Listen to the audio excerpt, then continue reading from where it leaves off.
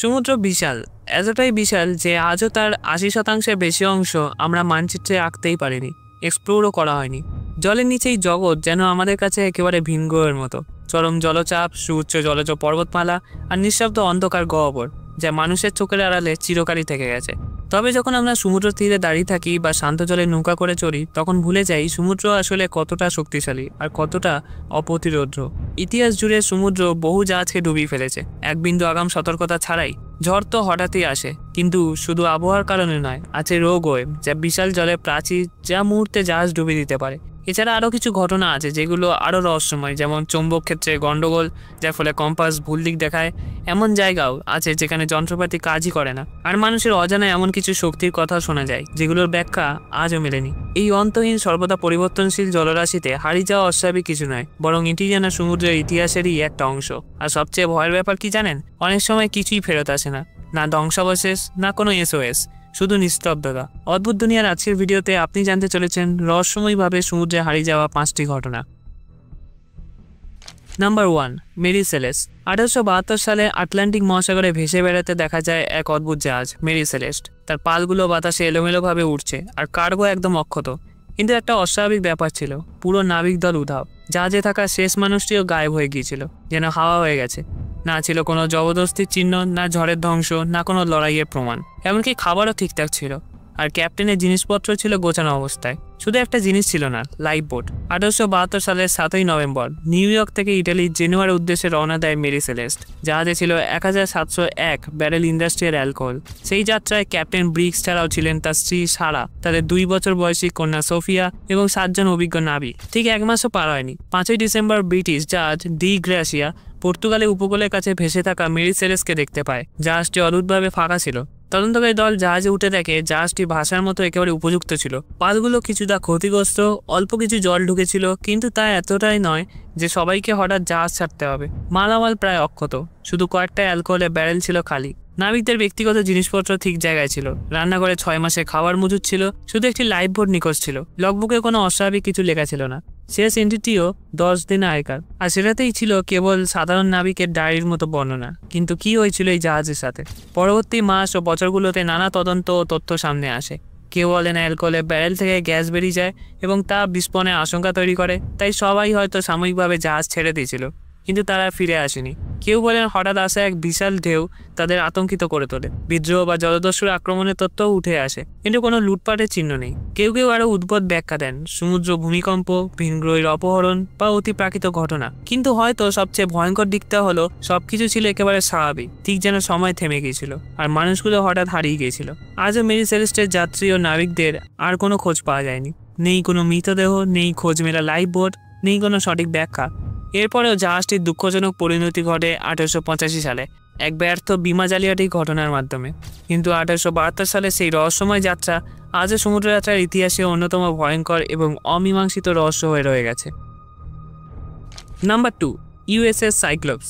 1918 সালে USS সাইক্লোপসে হারিয়ে যাওয়া আজও আমেরিকার ইতিহাসে এক অন্যতম বড় সমুদ্র রহস্য হিসাবে থেকে গেছে, আর এটি বারমুডা ট্রায়াঙ্গেলের কাহিনীর মূল ভিত্তি। USS সাইক্লোপস ছিল এক বিশাল নৌবাহিনী জাহাজ, প্রায় 540 ফুট লম্বা, যা পৃথিবীর বিভিন্ন কোণে আমেরিকান জাহাজগুলোর জ্বালানির জন্য কয়লা বহন করত। প্রথম বিশ্বযুদ্ধে এটি 1000 টন মালপত্র এবং 300-র বেশি মানুষ যাতায়াতের সক্ষমতা রাখত। শেষ ভ্রমণে সাইক্লোপস বহন করেছিল 10,000 টন ম্যাঙ্গানিজ খনিজ, যা যুদ্ধকালে স্টিল তৈরি করার জন্য খুবই জরুরি ছিল। আর তার সঙ্গে ছিল 309 জন মানুষ, কর্মী ও যাত্রী মিলে। 1918 সালের 4ই মার্চ বার্বাডোস থেকে বাল্টিমোরের উদ্দেশ্যে যাত্রা শুরু করার পর সাইক্লোপস হঠাৎ করে নিখোঁজ হয়ে গেল। কোনো সাহায্যের সংকেত এলো না, কোনো ধ্বংসাবশেষ পাওয়া গেল না, কেউ বেঁচে ফিরল না। এই জাহাজটি তার গন্তব্যস্থলে কখনোই পৌঁছায়নি। তাহলে সেই জাহাজ গেল কোথায়? তার হারানোর পিছনে আছে নানা তথ্য প্রচলিত। কেউ কেউ বলেন জাহাজের গঠনগত সমস্যা হয়ে গিয়ে বড় ধরনের বিপর্যয় হয়ে গিয়েছিল, কারণ জাহাজটি খুব ভারী বোঝাই ছিল এবং এর স্থায়িত্ব নিয়ে আগেও সংশয় ছিল। কেউ বলেছেন প্রথম বিশ্বযুদ্ধের প্রেক্ষাপটে হয়তো জার্মান সাহিত্যে কোনো গুপ্ত হত্যা ঘটনা হয়েছে, অথবা ইউবোট দ্বারা গোপনে ডুবিয়ে দেওয়া হয়েছে, যদিও কোনো জার্মান নৌবাহিনীর নথি এই কথার সপক্ষে নেই। কিন্তু রহস্য আরও বাড়ে যখন দেখা যায় একটাও ধ্বংসাবশেষ পাওয়া যায়নি। এক টুকরো জাহাজের অংশ, তেল বা লাইফ বোট কিছুই নেই, শুধু সম্পূর্ণ নিস্তবতা। 100 বছরের বেশি সময় পেরিয়ে গেলেও আজও কোনো সঠিক ব্যাখ্যা পাওয়া যায়নি। আটলান্টিক মহাসাগরের গভীর জলই আজও এই রহস্য গোপন করে রেখেছে।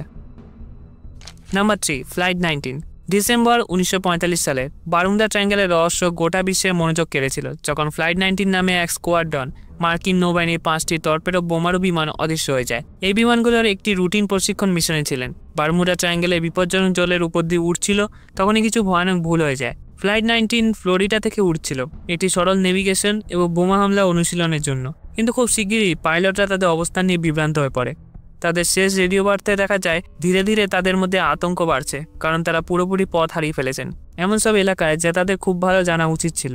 স্কোয়াড্রনের নেতা লেফটেন্যান্ট চার্লস টেলর শোনা গিয়েছিল বলেছিলেন, আমরা পশ্চিম খুঁজে পাচ্ছি না, সবকিছু অদ্ভুত লাগছে। ফ্লাইট 19 নিখোঁজ হয়ে যাওয়ার পর উদ্ধার বিমান পাঠানো হয়েছিল তাদের খোঁজে, কিন্তু দুঃখজনকভাবে এই বিমানটিও অদৃশ্য হয়ে যায় এবং কোনো ধ্বংসাবশেষ বা জীবিত ব্যক্তি উদ্ধার হয়নি। বিশ্বের অন্যতম ব্যস্ত বায়ুমণ্ডলের উপর এত বড় একসঙ্গে একাধিক বিমানের অদৃশ্য হয়ে যাওয়া তখন নজিরবিহীন ঘটনা ছিল। অসংখ্য তথ্য জন্ম নেয়, নেভিগেশন ভুল, আকস্মিক ঝড়, চুম্বকীয় ব্যতিক্রম এবং এমনকি অতিপ্রাকৃত শক্তির সম্ভাবনাও। বৃহৎ অনুসন্ধানের পরেও কোনো সঠিক ব্যাখ্যা পাওয়া যায়নি, আর ফ্লাইট 19 আজও বারমুডা ট্রায়াঙ্গেলের সবচেয়ে ভয়ঙ্কর এবং অবিচল রহস্যের মধ্যে অন্যতম। Number 4, MV জয়িটা। 1955 সালে এমভি জয়িটা নামে এক বণিক জাহাজ দক্ষিণ প্রশান্ত মহাসাগরে এক রহস্যময় অবস্থায় ভেসে থাকতে পাওয়া যায়।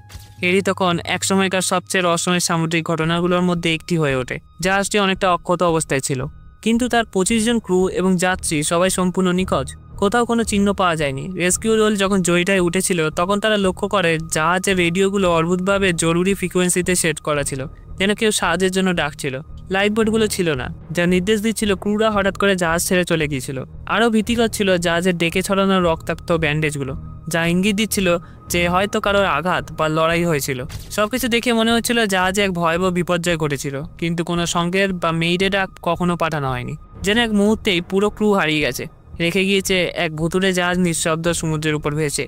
বছর ঘুরে বিভিন্ন তথ্য গড়ে ওঠে, ডাকাতি, বিদ্রোহ, বিশাল ঢেউ কিংবা যান্ত্রিক ত্রুটি, তবে কোনো তথ্যই পুরোপুরি এই রহস্যের জবাব দিতে পারেনি। এমভি জয়িটার এই রহস্য আজও আমাদের মনে করিয়ে দেয় সমুদ্রের অন্ধকার ও অনিশ্চিত শক্তির কথা। এবং নাম্বার 5, কাস 2।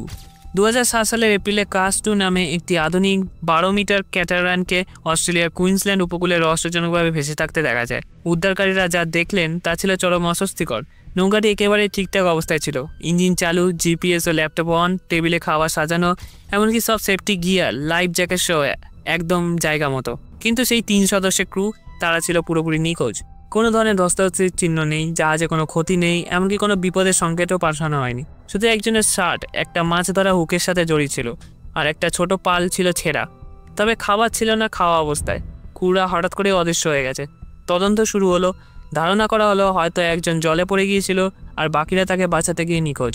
কিন্তু সেদিন আবহাওয়া ছিল শান্ত, আর এই 3 জন ছিলেন অভিজ্ঞ নাবিক, তাই এই তথ্যটি পুরোপুরি মেনে নেওয়া গেল না। এই রহস্যময় ঘটনাটি দ্রুতই মেরি সেলেস্টের সাথে তুলনা পায়, আর কাস 2 নাম পায় দ্য গোস্ট ইয়ট। আজও এই 3 নাবিকের অদৃশ্য হয়ে যাওয়া রয়ে গেছে অস্ট্রেলিয়ার ইতিহাসের অন্যতম রহস্যময় সামুদ্রিক ঘটনা। এবার আপনারা বলুন, কোন ঘটনাটা আপনাকে বেশি শিহরিত করে? আরেকটি ভিডিওর সাথে খুব তাড়াতাড়ি আসছি। চ্যানেলে নতুন হলে সাবস্ক্রাইব করে পাশে থাকুন। ধন্যবাদ।